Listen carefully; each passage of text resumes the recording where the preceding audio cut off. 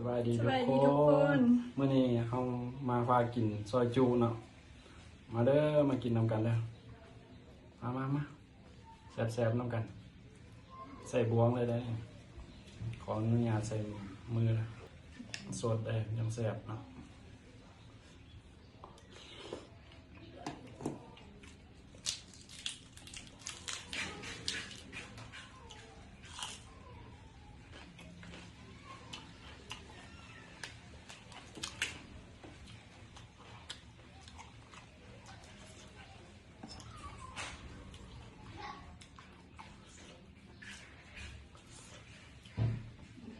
กินคือบ่าวเท้าเลย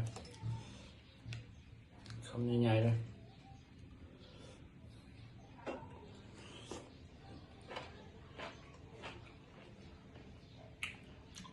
ใช่ครับ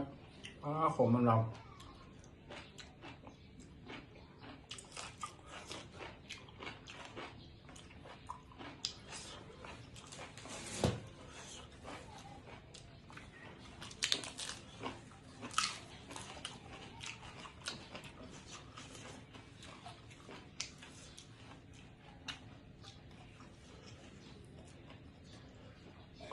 เลยจ้า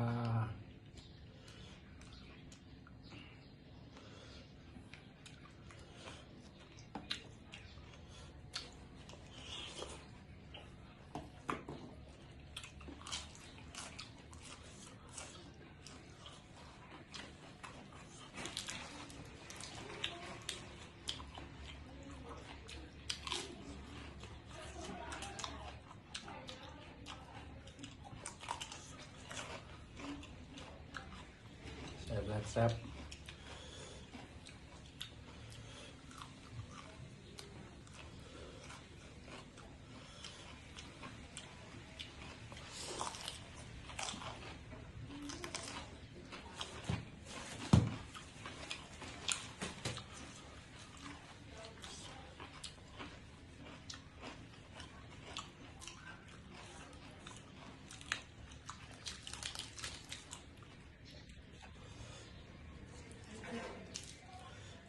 มาเด้อมากินซอยจูร่วมกันเด้อ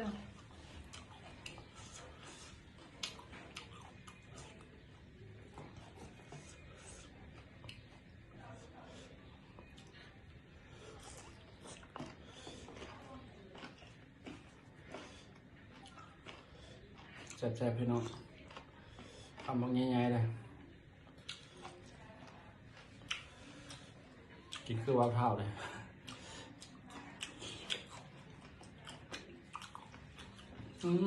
ขมมันล